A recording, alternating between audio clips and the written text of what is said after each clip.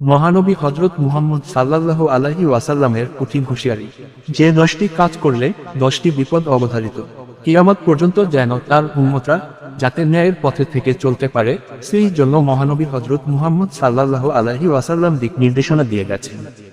এর সম্পর্কিত একটি হাদিস আজকে আপনাদের মাঝে তুলে ধরব।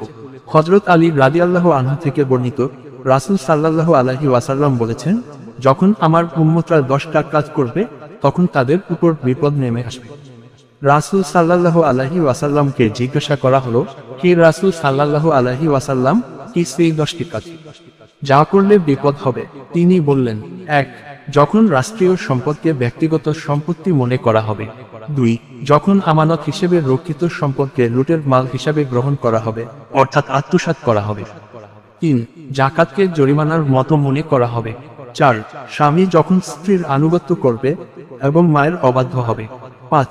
বন্ধুর প্রতি সদাচারী ও পিতার সাথে দুর্ব্যবহারকারী হবে। 6. মসজিদে হইচই হবে। 7.